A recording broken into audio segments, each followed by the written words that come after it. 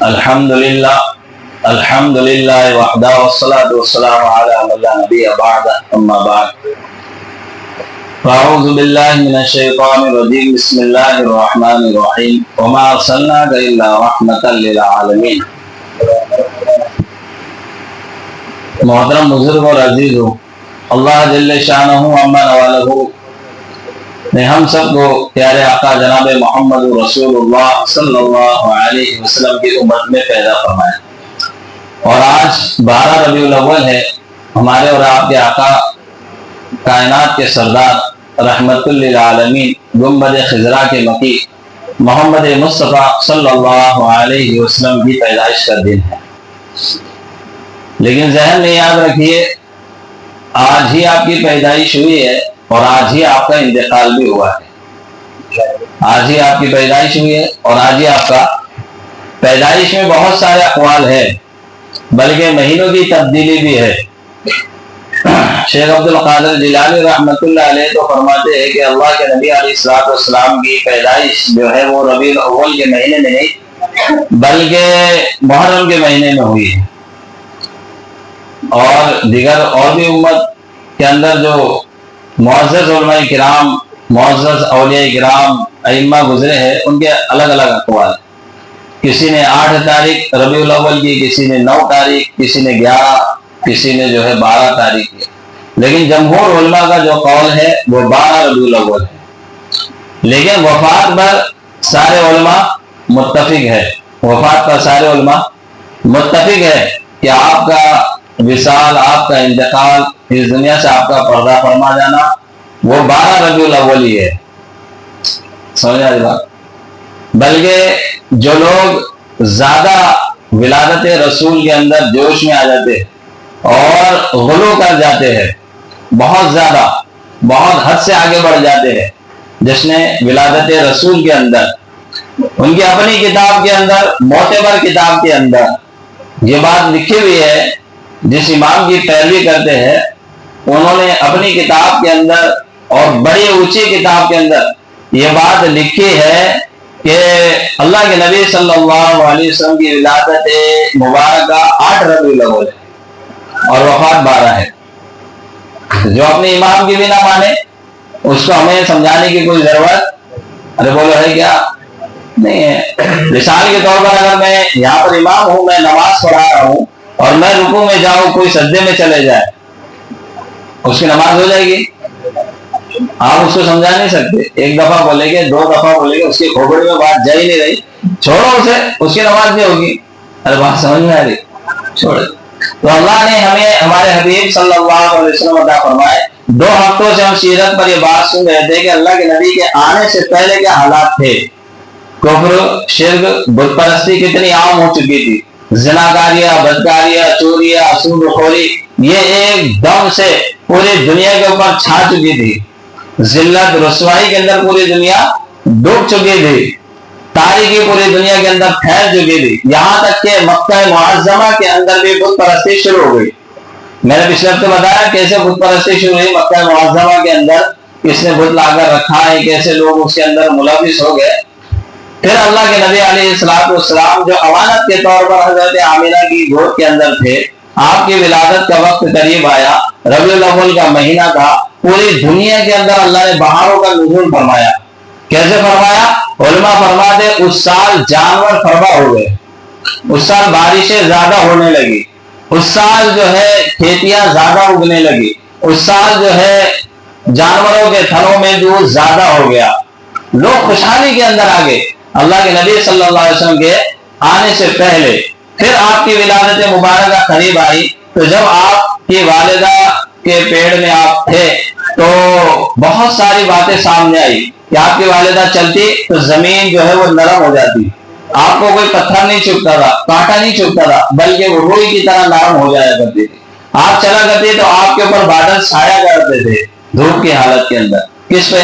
حضرت آمنہ کے اوپر۔ آپ جو ہے کنویں کے قریب جاتی، ڈول ڈالتی تو پانی خود بخود اوپر آ جاتا تھا، آپ کو مشقت کی ضرورت نہیں پڑی، آپ کو وہ تکلیف محسوس نہیں ہوئی جو عورتوں کو عام طور پر جو ہے حمل کے دوران ہوتی ہے۔ آپ کو وہ تکلیف محسوس ہی نہیں ہوئی، بلکہ آپ تھوکتے تو اس سے خوشبو محسوس ہوتی تھی۔ ہاں آپ کے اوپر آپ کو نبیوں کی بشارتیں ملنے لگی. آپ سو جاتے آپ کی والدہ تو آپ کو خواب کے اندر نبی آ کر بشارت دیتے تھے. ابراہیم علیہ السلام آ رہے ہیں, فلاں نبی آ رہے ہیں, فلاں نبی آ رہے ہیں, خواب کے اندر بشارتیں دے رہے ہیں. اس لیے اللہ کے نبی علیہ السلام کے بارے میں قرآن پاک کے اندر فرمایا گیا کہ جب ابراہیم علیہ السلام نے خانہ کعبہ کی تعمیر فرمائی, پورا خانہ کعبہ تعمیر اپنے ہاتھ سے فرمایا, بیت اللہ, تو ابراہیم علیہ السلام نے دعا فرمائی, ربنا وبعث فیہم رسولا, اے اللہ ہمارے اندر ایسا رسول بھیج جو تیرے دین کو زندہ کر دے, تیرے دین کو پوری دنیا پر قائم کر دے. ہاں, اور عیسیٰ علیہ السلام دعا کرتے تھے, اپنے حواریین کو بٹھایا, آپ نے 12 حواریین آپ کے خاص تھے. حواریین کہتے ہیں ساتھ رہنے والوں کو, جو ہمیشہ آپ کے ساتھ رہتے ہیں ان کو حواریین کہتے ہیں, عیسیٰ علیہ السلام کے ساتھ والوں کو. تو عیسیٰ علیہ السلام نے کہا مبشرا برسول یأتی من بعد اسمہ احمد, کہ میں تمہیں خوشخبری دیتا ہوں اس رسول کی جس کا نام احمد ہوگا. ابھی آنے کو آپ کو 500 سال باقی ہے, 500 سال کا وقفہ ہے عیسیٰ علیہ السلام اور جناب محمد رسول اللہ صلی اللہ علیہ وسلم کے درمیان میں. پھر آپ کی بعثت, آپ کی والدہ کو جب جو ہے حمل ٹھہرا, پھر آپ جو ہے آپ کی ولادت کا وقت قریب آیا, علماء نے لکھا ہے حضرت عبد الرحمن بن عوف رضی اللہ عنہ کی والدہ, ان کا نام حضرت عائشہ غالباً یا اور کوئی نام ہے میرے ذہن سے نکل گیا, تو ان کی والدہ آپ کے ساتھ تھی. تو وہ فرماتے ہیں کہ ہم نے جب دیکھا تو آپ کی جب ولادت ہوئی اللہ کے نبی علیہ السلام کی, تو پورا کمرہ نور سے روشن ہو گیا, پورا کمرہ نور سے روشن ہو گیا, پورے کمرے میں خوشبو مہکنے لگی. میرے دل میں خیال ہے اسے غسل کر دے دوں, اس کی ناک تو کاٹ دوں, بچے کی ہاتھ اور ناک ملی ہوئی تو اسے کاٹنا ہوتا ہے, اس کی ختنہ بھی کرنا ہوتی ہے. تو فرماتی ہے میں جیسے آگے بڑھی تو مجھے ایک آواز سی سنائی دی, مختلف کتابوں کی باتیں آپ کو سمجھا رہا ہوں. تو آواز آئی کہ اے خاتون پیچھے ہٹ جاؤ, ہم نے انہیں صاف ستھرا نہلا کر بھیجا ہے, انہیں ہم نے ختنہ کر کے مختوم بھیجا ہے. آپ کے جسم سے خوشبو آ رہی تھی, آپ کے جو ہے جیسے آنے سے پورا کمرہ روشن ہو گیا. تھوڑی دیر کے بعد حضرت عامرہ فرماتی ہے جب مجھے میرا بچہ دیا گیا, میں نے اپنے لاڈلے کو دیکھا, میں خوش ہوئی. تھوڑی دیر گزری ہے تو اس کے بعد اللہ کے نبی علیہ السلام نے کروٹ لی. کیا لی؟ کروٹ لی. حالانکہ بچہ اتنی جلدی کروٹ نہیں لیتا ہے, آپ نے کروٹ لی اور ایک لمبا سجدہ کیا, لمبا سجدہ کیا آپ نے. سب سے پہلا آپ کا عمل دنیا کے اندر کیا تھا؟ سجدہ کرنا ہے. اور یہ امت اللہ کے نبی پر ساری چیزیں کر رہی ہے لیکن سجدے سے غافل ہے, سجدے سے غافل. آج 12 ربیع الاول ہے, خوشیوں کا اتنا جوش ہے, 10 بجے سے 11 بجے سے ہمارے اسپیکر بجنا شروع ہو گئے, لیکن 5 بجے 6 بجے جو فجر کی نماز تھی وہ ہماری گل ہے. یہ کیسی محبت ہے اللہ کے نبی صلی اللہ علیہ وسلم سے, معاذ اللہ, یہ تو کچی محبت ہے. اللہ کے نبی علیہ السلام نے کروٹ لی اور ایک لمبا سجدہ کیا. اس کے بعد آپ اپنے الٹے ہاتھ پر ٹیک لگا کر بیٹھے اور آسمان کی طرف آپ نے اشارہ کیا اور زور سے کہا لا الہ الا اللہ انی رسول اللہ, کہ میں گواہی دیتا ہوں کہ اللہ کے سوا کوئی معبود نہیں اور میں اللہ کا رسول ہوں, میں اللہ کا رسول. آپ نے گواہی دی اور فصاحت اور بلاغت کے ساتھ دی, جس کو جو داعیہ تھی انہوں نے بھی سنا اور حضرت عامرہ نے بھی خود سنائی, ایک دم آواز کے ساتھ آپ نے بھی. آپ مختون, خوشبودار, مہکدار, صاف ستھرے پیدا ہوئے. پھر اس کے بعد حضرت عامرہ فرماتی ہے چند دیر گزری ہے تو ایک بادل میرے کمرے کے اندر داخل ہوا اور اس بادل کی دھن ایسے چھائی کہ مجھے میرا بچہ نظر نہیں آتا تھا. اب میں اپنے بچے کے لیے گھبرا گئی, تڑپ گئی کہ میرا بچہ کہاں چلا گیا. تھوڑی دیر گزری ہے تو پھر آواز آئی غیب سے اور یہ کہا جا رہا تھا کہ عامرہ فکر نہ کرو, ہم نے تمہارے بیٹے کو مشرق مغرب شمال جنوب سب گھما دیا تاکہ کائنات کے ذرے ذرے کو پتہ چل جائے کہ محبوب کائنات جناب محمد رسول اللہ صلی اللہ علیہ وسلم تشریف لا چکے ہیں. اللہ اکبر, کیا شان ہمارے نبی کی ہے. آپ پیدا ہوئے تو آپ کو درختوں نے سلام کیا, آپ کو جو ہے فرشتوں نے سلام کیا, آپ کے آمد کے ترانے گائے گئے, لیکن ایسے نہیں جیسے آج گائے جا رہے. ہاں ایسے نہیں, اللہ کے نبی کی تعریفیں کی گئی ہے. بہت خوبصورت تعریفیں کی گئی ہے، طلع البدر علینا، اس طرح کے الفاظ کہے، بلغ العلا بکمالی کشف الدجا بجمالی، اس طرح کے الفاظ کہے گئے، اس طرح کے شعر کہے گئے، لیکن اس طرح نہیں کہ ڈی جے بجا کے جھوما جائے، ناچا جائے، پھرتا جائے اور دیکھنے والوں کو یہ بتایا جائے کہ تم جو کر رہے ہو وہ بھی صحیح ہے، ہم جو کر رہے ہیں وہ بھی صحیح ہے. سمجھا؟ غیر مذہب والوں کو بتایا جائے تمہارا تہوار بھی صحیح ہے اور ہمارا تہوار بھی، فرق کوئی نہیں ہے. ہمارے نبی کے تہوار میں فرق ہونا چاہیے، ہمارے نبی کی سنتیں زندہ ہونا چاہیے، ہمارے نبی کے اقوال زندہ ہونا چاہیے، ہمارے نبی کی باتیں دوسروں تک پہنچنا چاہیے. یہ ہے نبی پاک صلی اللہ علیہ وسلم کا مشن. ہم نے جو ہے اللہ کے نبی کے نام کا جشن تو اختیار کیا ہے، آپ کے نام کی سیرت کو اختیار نہیں. صحابہ نے سیرت کو پکڑا تھا، صحابہ نے سیرت کو اختیار کیا تھا. کس کو اختیار کیا تھا صاحب؟ سیرت کو. تو اسلام پھیلا ہے. اس لیے میں کہتا ہوں جب بھی ہم دیکھیں دین میں اور غیر دین کے اندر فرق کیا ہے، کوئی ہمیں کہے نا یہ دین ہے، یہ اسلام ہے، یہ شریعت ہے، اس میں دیکھیے دین کے اندر اللہ نے دنیا کا بھی اور آخرت کا بھی فائدہ رکھا ہے. ہم نماز پڑھتے ہیں، اللہ میں صحت مند بھی رکھتا ہے اور ثواب بھی دیتا ہے. ہم روزہ رکھتے ہیں، ہماری بیماریاں جسم سے ختم ہوتی ہے، سائنس کہتی ہے، اور آدمی صحت مند ہوتا ہے. ہوتا ہے کہ نہیں ہوتا؟ ہم زکات دیتے ہیں، ہمارا مال پاک ہوتا ہے. لیکن جو یہ عمل ہم دنیا کے اندر کر رہے ہیں، اس سے بتائے نہ دنیا کا فائدہ ہے نہ آخرت کا فائدہ ہے، بالکل قطعاً طور پر نہیں. تو یہ بات بتائی جاتی ہے کہ اس کا شریعت سے کوئی لینے دینا، ارے بولے شریعت سے کوئی لینا دینا نہیں ہے.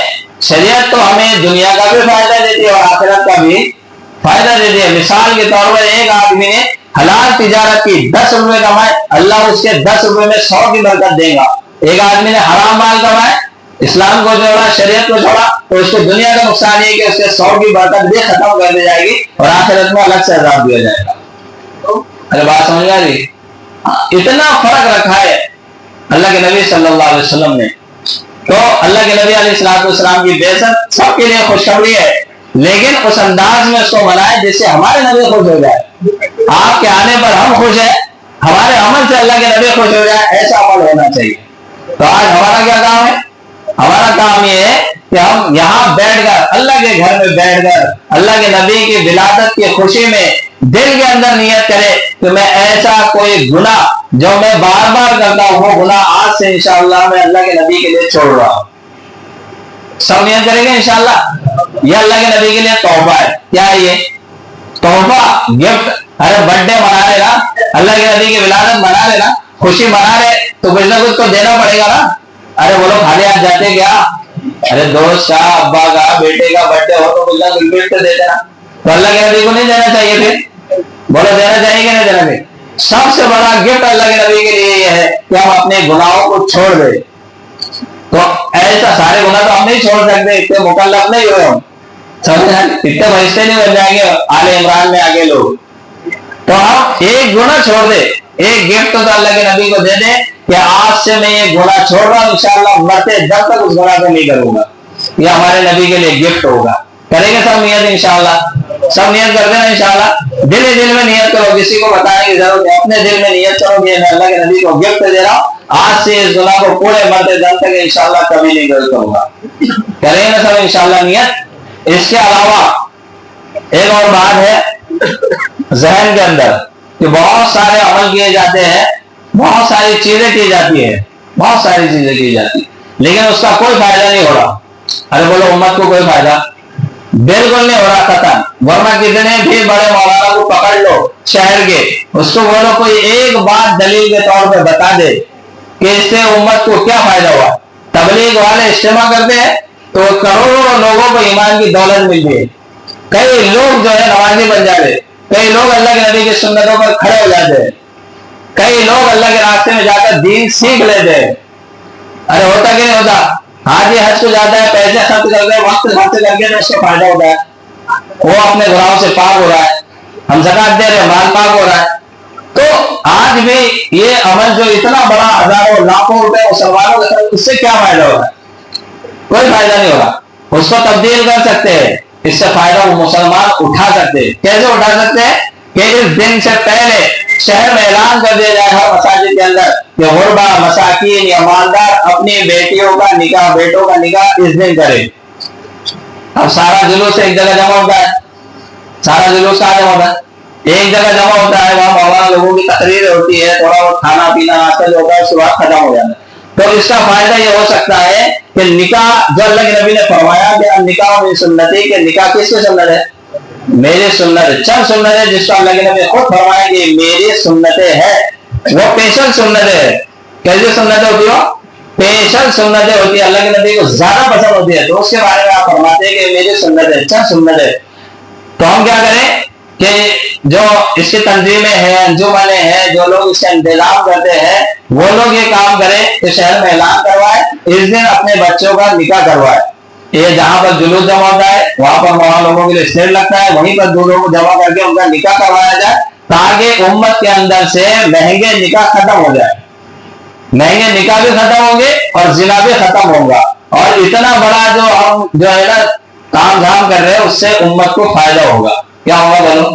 امت کو فائدہ۔ یہ ایک مشورہ ہے، اگر اس پر عمل کر لیا جائے تو بہت سارے لوگوں کو فائدہ ہوگا، اس سے بہت سارے کام چلیں گے آگے۔ آج نکاح کی تنظیمیں ہوگی، اس کے بعد پھر جو ہے خون کے دینے کا، مسلمانوں کے جو بچے پڑھ رہے ان کو جمع کر کر ان کے اندر کوئی ایجوکیٹ آدمی کو کھڑا کر کر ان کو بتایا جائے کہ تم تمہاری تعلیم سے کیا فائدہ حاصل کر سکتے ہو۔ ہمارے نبی کی سنت ہے سب یہ، تو اس دن زندہ ہونا چاہیے، صرف سڑکوں پہ نکل کر چوراہوں پہ نکل کر موج مستی کرنے سے دین کو اور ہماری دنیا کو کوئی فائدہ نہیں ہوگا۔ بات تھوڑی کڑوی ہے لیکن لگے گی، تو اگر کوشش ہے تو یہ کرنا چاہیے۔ اگر کوئی تنظیم والا، تحریک والا، انجمن والے، کمیٹی والے بیٹھے ہوگے تو وہ بات کو دل پر لے اور انشاءاللہ اس کو اپنے اندر چلائے، اور آئندہ سال اس کے عزم کرے، نیت کرے، ارادہ کرے تو انشاءاللہ اس دن نکاح کروائیں گے، تو بہت ساری سہولتیں پیدا ہو جائے گی۔ مسلمان کریں گے نا انشاءاللہ۔ آج کیا کرنا ہے؟ غریبوں کو کھانا کھلائے، مسکینوں کو کھانا کھلائے، اور اللہ کے نبی پہ زیادہ سے زیادہ درود شریف پڑھے، اور قرآن کی تعلیم کو حاصل کرے، احادیث نبویہ حاصل کرے۔ یہ ہمارے نبی صلی اللہ علیہ وسلم کو خوش کرنے والے ذریعہ اور اسباب ہے۔ اللہ تعالیٰ ہم سب کو کہنے سننے سے عمل کی توفیق عطا فرمائے۔ آگے بڑھ کے سبھی درود سے لائے۔